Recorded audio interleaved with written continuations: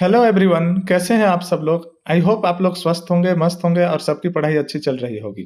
Friends, मुझे पूछा गया था कि हम लोग एमएससी एंड बीएससी में आंसर राइटिंग कैसे करें। विशेष रूप से जो लॉन्ग टाइप के क्वेश्चन होते हैं उनका आंसर हम लोग कैसे दें, या फिर लॉन्ग टाइप के जो क्वेश्चन होते हैं उनका नोट्स हम लोग कैसे बनाएं। मैं आज की वीडियो में यही बताने आया हूं कि आप लोग लॉन्ग टाइप के जो क्वेश्चन होते हैं उनका आंसर राइटिंग कैसे करें या उनका नोट्स कैसे बनाएं। पर मैं ये बताऊं कि आप लोगों को लॉन्ग टाइप के क्वेश्चन का आंसर कैसे राइटिंग करें या उनका नोट्स कैसे बनाएं, उससे पहले मैं कुछ पॉइंट्स बता देता हूं जो आप लोगों को आंसर राइटिंग करते समय ध्यान रखने हैं।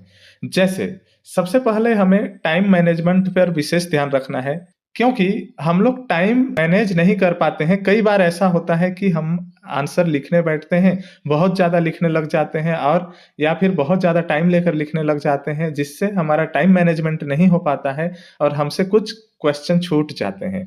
तो ऐसा ना हो, हम पहले मेक श्योर करें कि हमें टाइम का विशेष ध्यान रखना है, टाइम मैनेजमेंट करना है, सारे क्वेश्चन अटेम्प्ट करने हैं।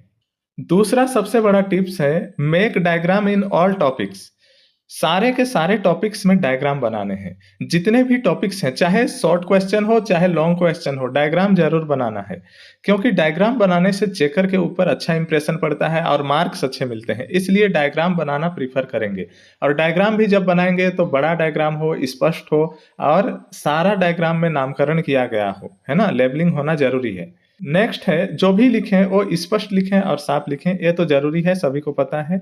नेक्स्ट हम लोगों को क्या ध्यान रखना है, जो क्वेश्चन पूछा गया है सिर्फ उसी का आंसर दें, अनवांटेड चीजें ना लिखें। जैसे कोई एक क्वेश्चन पूछा गया है, मान के चलो डीएनए के बारे पूछा गया है, तो वहां पे एक्स्ट्रा जानकारी देने के चक्कर में आरएनए के बारे में भी जानकारी देना शुरू ना करें, बल्कि डीएनए के बारे में ही जितना हो सके उतना लिखें।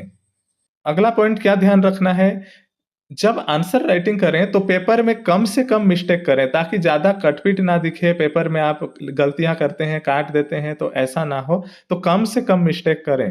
बस ये 4-5 पॉइंट हैं, इनको ध्यान रखेंगे तो आप लोगों का आंसर राइटिंग सही हो जाएगा। जो बेसिक पॉइंट हैं, ये पॉइंट आप लोगों को भी पता है कि ऐसे लिखना है आंसर राइटिंग। अब मैं बताने वाला हूं कि लॉन्ग टाइप के जो आंसर होते हैं उनमें कौन कौन से पॉइंट इंक्लूड करने हैं आप लोगों को। जो लॉन्ग टाइप आंसर होते हैं उनमें आप लोगों को ध्यान रखना है कुछ पॉइंट्स जो इंक्लूड होने ही चाहिए। सबसे पहला, इंट्रोडक्शन। जो भी टॉपिक लिया गया है उसका इंट्रोडक्शन देना है, उसके बारे में कुछ लाइन लिखने हैं, 4 से 5 लाइन, ठीक है।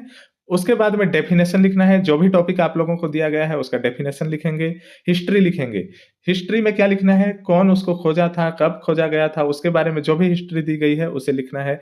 ऑब्जेक्टिव्स, टाइप्स अगर दिए गए हैं तब, इम्पोर्टेंस, क्या इम्पोर्टेंस है उस टॉपिक के, और एडवांटेज, डिसएडवांटेज, कंक्लूजन और रेफरेंस। इस तरीके से एक सिनॉप्सिस बनाएंगे आप लोग, और सिनॉप्सिस के बेसिस पे आप लोग टॉपिक को एक्सप्लेन करेंगे, तो आप लोगों के मार्क्स अच्छे आएंगे। इसमें कौन कौन से जो टॉपिक हैं, कौन कौन से पॉइंट हैं वो मैंडेटरी हैं, कौन कौन से ऐसे पॉइंट हैं जो नेसेसरी हैं, उनको लिखना ही है, वो मैं बता देता हूँ। इसमें आप लोगों को कोई सा भी क्वेश्चन हो, कोई सा भी टॉपिक का क्वेश्चन हो, आंसर लिखते समय इंट्रोडक्शन लिखना ही है। उसके बाद में डेफिनेशन लिखना है, चाहे डेफिनेशन बुक में दिया गया हो या नहीं दिया गया हो, आप लोगों को अपने से भी बनाकर लिख सकना चाहिए, तो आप लोगों को डेफिनेशन लिखना है। हिस्ट्री लिखना है, सभी टॉपिक के कोई ना कोई हिस्ट्री होते हैं, तो आप लोगों को हिस्ट्री लिखना है। ऑब्जेक्टिव दिया गया है तो लिखना है, टाइप्स दिया गया है तो लिखना है, और इम्पोर्टेंस, एडवांटेज, डिसएडवांटेज, ये सब। इसके अलावा भी किसी टॉपिक में और कोई पॉइंट्स बनते हैं तो उसको भी लिखने हैं। लेकिन कंक्लूजन लिखना ही लिखना है हर टॉपिक में। कंक्लूजन में हम लोग क्या लिखते हैं, उस टॉपिक का सार, क्या बताया गया है उस टॉपिक में, उसको लिखते हैं।